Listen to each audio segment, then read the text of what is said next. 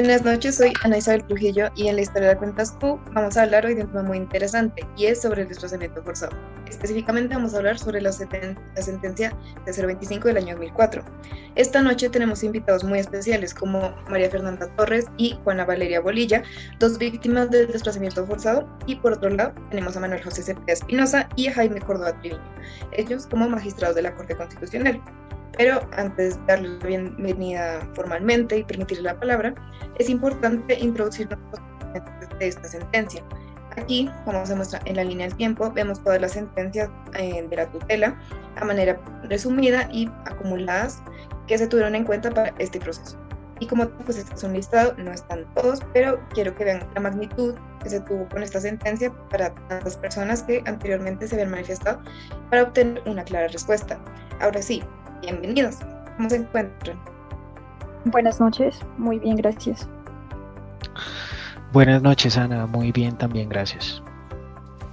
Igualmente, muy agradecido por estar aquí hoy. Me siento igual.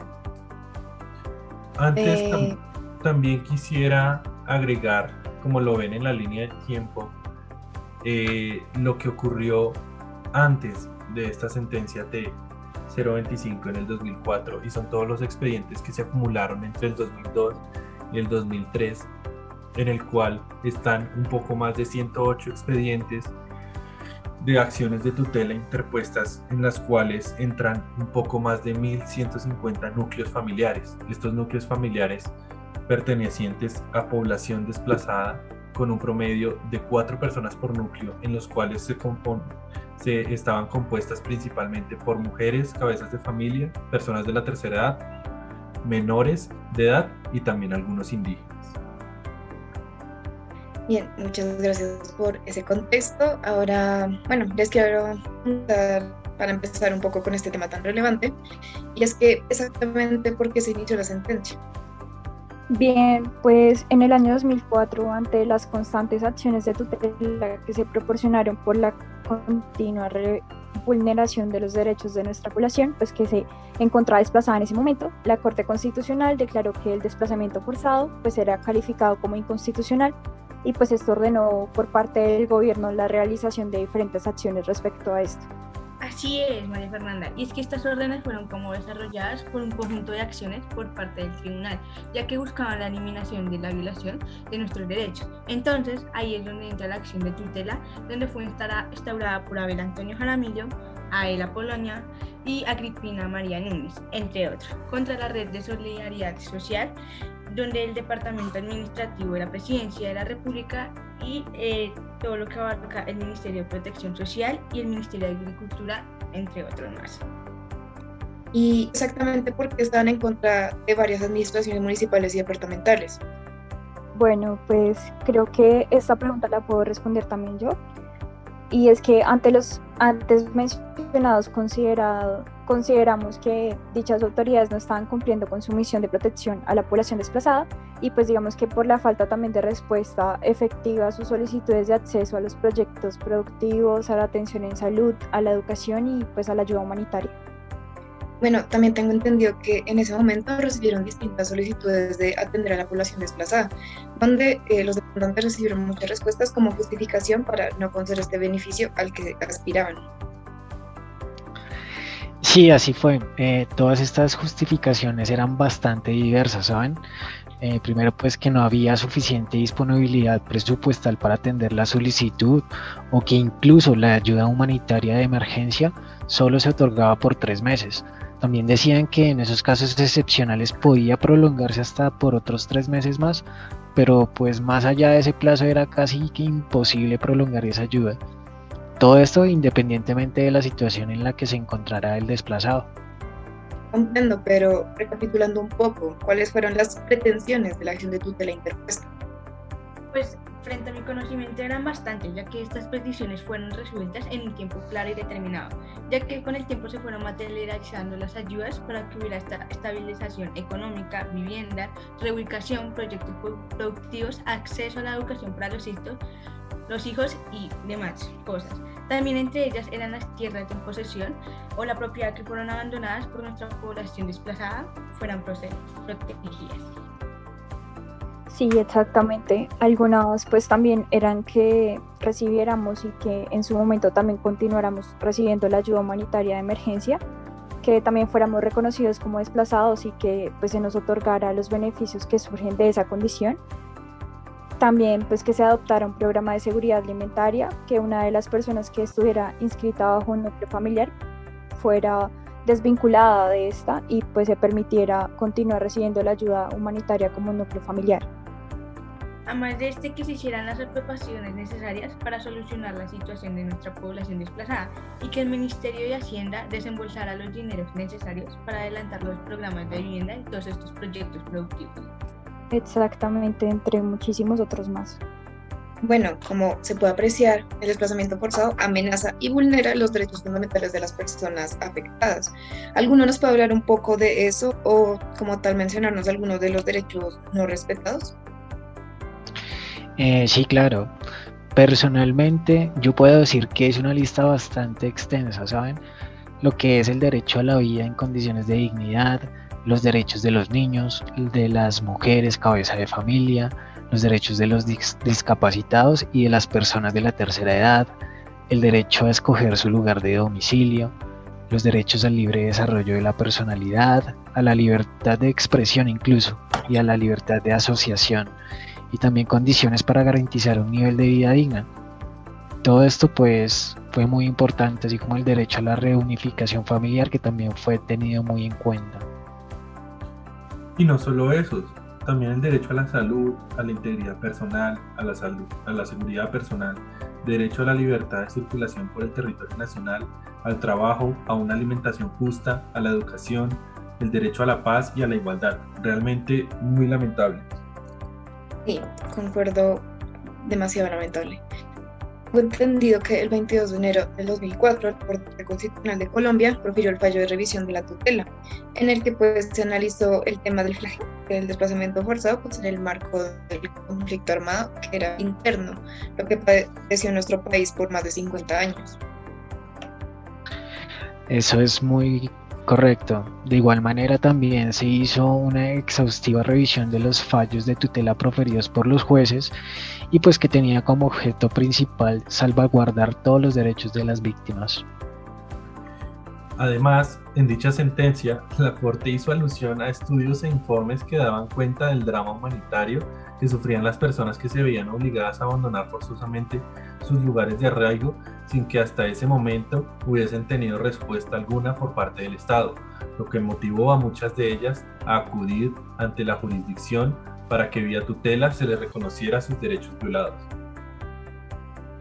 Así es, Manuel José. Sin embargo, pues en muchos casos esos fallos de tutela no llegaban a ser más que letra muerta, por así decirlo, pues a pesar de que los jueces cumplen con su labor de producir estas decisiones, la incapacidad del establecimiento hace que estos fallos en ocasiones no se cumplan, y en los casos cuando hay algún tipo de cumplimiento, se hace a medias. Todo esto fue lo que obligó a la Corte a dictar este fallo y a fin de cuentas a declarar consecuentemente el estado de cosas inconstitucional. Gracias, magistrados. Quería también preguntarle a María Fernanda y a Juana Valeria, ¿ustedes qué piensan? ¿Qué fue lo que más afectó este desplazamiento? Bueno, pues entre tantos males que genera la confrontación armada, el desplazamiento forzado se distingue como la desgracia más devastadora que lesiona cruelmente no solo la estabilidad de las familias, sino también una serie de derechos fundamentales de estas familias que son desplazadas ante la mirada imperturbable del Estado. Y es que sí, la ausencia de políticas de las distintas instituciones del Estado, naturalmente, se reflejaban entre la precaria atención del fenómeno, lo que obligaba a que los afectados, es decir, nosotros, a acudir a esta vía jurisdiccional a través de la acción de tutela contemplada con el artículo 86 de nuestra Constitución. Sin embargo, a pesar como de todos estos inmensos esfuerzos, que en muchos casos se hace desde la jurisdicción para salvaguardar los derechos fundamentales, chocamos en ese momento con una obra de realidad. Y es que a veces no nos damos cuenta que en la mayoría de situaciones las entidades y los organismos del Estado desatienden los fallos de tutela. Yo supongo que lo que nos mencionas es el fundamento de que le sirvió a la Corte Constitucional para declarar el estado de cosas constitucional, el desplazamiento forzado en Colombia tras de la sentencia, ¿no es así?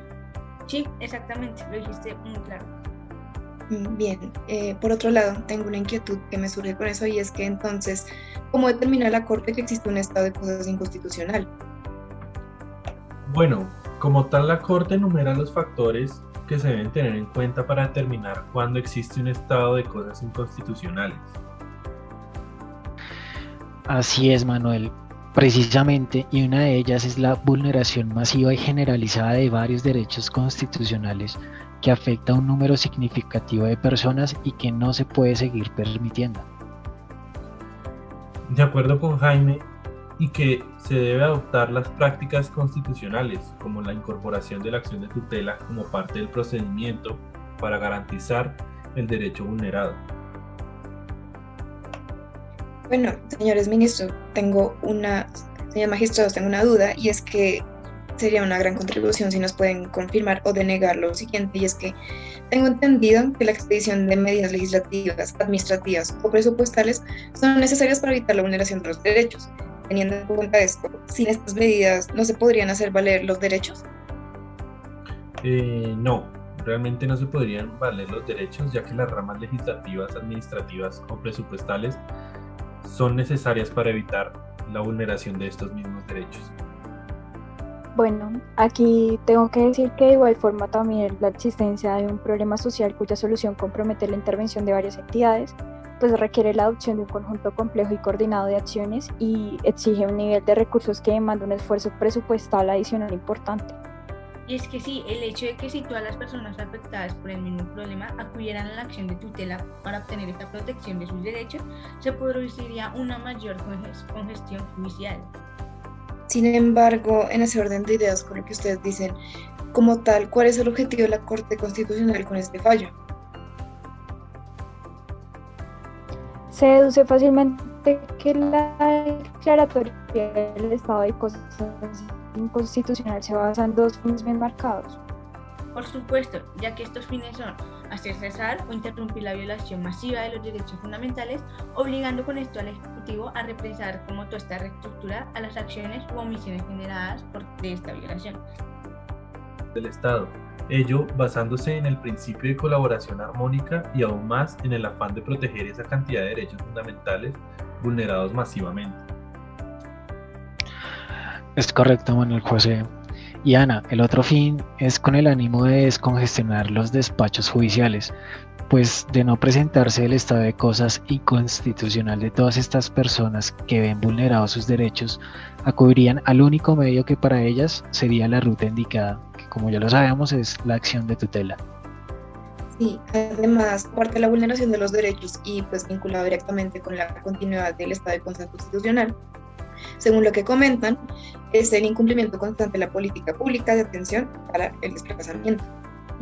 Y exactamente, la falta de información en ese tiempo, la descoordinación entre los diferentes niveles, la falta de recursos, entre muchos otros, pues formaban parte de las principales causas de la falta de respuesta eficaz para la población víctima del desplazamiento forzado. Y es que como respuesta a todos estos cuestionamientos dieron resultados a la sentencia y a los autos derivados de esto. Y es que, consecuencia de lo que decía Daniela, el gobierno hizo los cambios radicales. Así es, Juana, los cambios afectaron tanto la esfera normativa como la burocrática. Además, aumentó la disposición de recursos para la atención a la población. Exacto.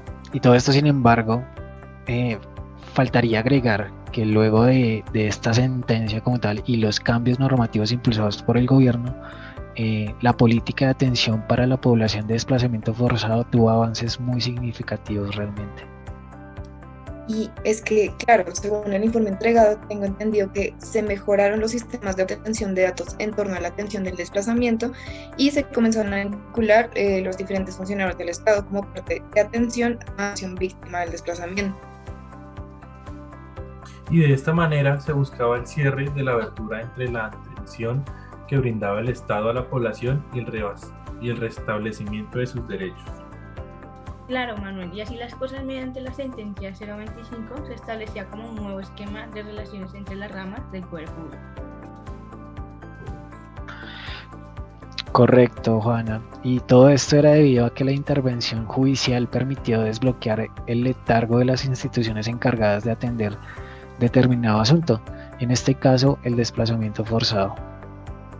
También tengo entendido que se configuró un conjunto de instrumentos para verificar el cumplimiento de las órdenes y los avances obtenidos en la realización de esta finalidad. ¿Nos podrían hablar un poco de esto? Pues esto fue con el fin de enfrentar el estado de cosas inconstitucionales. Los informes que presentó el gobierno y los correspondientes a entidades que hacían seguimiento al restablecimiento de derechos de la población en situación de desplazamiento están elaborados bajo ciertos parámetros. Es correcto, José. De esta manera, pues cuando las distintas autoridades hubieran recibido una petición proveniente de un desplazado en la cual se solicite la protección de alguno de sus derechos, la autoridad competente procedería a, primero, incorporarlo en la lista de desplazados peticionarios, además de informarle al desplazado dentro del término de 15 días, el cual era el tiempo máximo dentro del cual se le dará la respuesta a su solicitud, y también informarle dentro de esos mismos 15 días si esa solicitud cumple con los requisitos para su trámite, y en caso contrario también indicarle claramente cómo puede corregirla para que pueda acceder a los programas de ayuda. Y también, como decía Jaime, si la solicitud cumple con los requisitos, pero no existe la disponibilidad presupuestal, adelantarían los trámites necesarios para obtener los recursos, se determinarían las prioridades y el orden en el que la resolverá. Asimismo, si la solicitud cumple con los requisitos y existe disponibilidad presupuestal suficiente, se le informará cuándo se haría efectivo el beneficio y el procedimiento se seguirá para que lo recibiera efectivamente. Igual, en todo caso, se deberá abstener de exigir un fallo de tutela para cumplir sus deberes legales y respetar los derechos fundamentales de los desplazados. Y bueno, en general, las personas encargadas de atender a los desplazados, ¿qué tareas tienen con respecto a ellos? Bueno, pues ellos debían informar de manera inmediata, clara y precisa cuáles eran los derechos orientados a garantizar un tratamiento digno por parte de las autoridades, e igualmente pues hay que tener en cuenta que también se debía verificar que eso realmente estuviera sucediendo. Claro, estos derechos han sido desarrollados por la ley y conforman como una carta de derechos básicos de toda esa persona que ha sido víctima del desplazamiento forzado interno. Así, cada desplazado se le informa que, primero, tiene derecho a ser registrado como desplazado solo o con su núcleo familiar. Segundo, conserva todos sus derechos como fundamentales y por el hecho de ser desplazado no ha perdido ninguno de sus derechos constitucionales, sino que por el contrario es sujeto especial de protección por el Estado. Y por último, esta persona tiene derecho a recibir ayuda humanitaria inmediatamente se produzca el desplazamiento y por término de 3 meses prolongados a 3 meses más. El tal ayuda y comprende como mínimo alimentos esenciales, agua potable, alojamiento, vivienda, vestido adecuado y servicios médicos. Es correcto, pero recordemos también que se tiene derecho a que se le entregue el documento que lo acredite como inscrito en una entidad promotora de salud. Esto pues con el fin de garantizar su acceso efectivo a los servicios de atención en salud y pues asimismo retomar las condiciones de seguridad a su lugar de origen, sin que esto pues se le pueda obligar a regresar o a reubicarse en alguna parte específica del territorio nacional, entre pues otros tantos. Y además, complementando lo que decía María Fernanda, estos derechos deben ser inmediatamente respetados por las autoridades administrativas competentes, sin que éstas puedan establecer como condición para otorgarle dichos beneficios que interponga acciones de tutela. Aunque está en libertad para hacerlo como víctima de un delito, tiene todos los derechos que la Constitución y las leyes le reconocen por esa condición para asegurar que se haga justicia, se revele la acción de los hechos y obtenga de los autores del delito una reparación. Yo sí quisiera agregar algo acá, Manuel. Si bien esta carta de derechos del desplazado no implica que sus otros derechos puedan ser desconocidos, ni que el desplazado obtenga por conocer dicha carta una protección automática de sus derechos básicos, lo que sí garantiza, por lo menos, es que se le proporciona información oportuna y completa sobre los deberes de las autoridades y respecto de la especial protección que ha de recibir por el hecho del desplazamiento. Bueno, y pues para finalizar, magistrado Manuel José, no sé si quisiera cerrar con alguna información adicional con respecto a lo que sucedió después del fallo de esta sentencia. Claro que sí, pues lo que ocurrió, así como lo pueden ver en la línea del tiempo, lo que ocurrió después de esta sentencia que se dictó en el 2004 fueron los autos de seguimientos que nosotros dentro de la Corte Constitucional con el equipo le estamos haciendo a todas las sentencias. Las que ustedes ven en la línea del tiempo son las que nosotros nos tomamos la libertad de poner, que fueran las que más se relacionaran con este tema del desplazamiento y con el tema del T025 del 2004. Como por ejemplo les menciono dos, como la auto 176 del 2005, en la cual ordenamos relativas al esfuerzo presupuestal necesario para implementar las políticas de atención de la población desplazada. O otra aún más, que me parece más importante, es la auto 174 del 2011, una adopción de medidas cautelares urgentes para la protección de los derechos fundamentales del pueblo indígena Aguá, ubicados en el departamento de Nariño y Putumayo, en el cual están dentro de las bases constitucionales declaradas en la sentencia T025. Y entonces, esto a lo que se refiere es que no solo las personas que se anexaron a la sentencia del 2004 son las únicas beneficiadas, sino todas las demás personas que de ahí en adelante tengan los derechos, que se vulneren sus derechos y que estén relacionados con los que se tocaron en la T025 del 2004, como es el desplazamiento. Bien, muchas gracias a todos por venir. Fue muy interesante conocer los trasfondos de esta sentencia y pues dárselo a conocer a nuestros televidentes en La Historia la Cuentas Tú. Muchísimas gracias por venir. Muchísimas gracias por la invitación, Ana. De acuerdo contigo, fue un placer estar acá con ustedes. Claro que sí, y pues por supuesto muchas gracias a nuestros magistrados por validar toda esta información. Un honor siempre dar a conocer un poco más sobre la historia de nuestro país. De igual forma, Ana, muchísimas gracias por la invitación, muchas gracias a todos ustedes y espero colaborar de nuevo con ustedes en alguna próxima ocasión.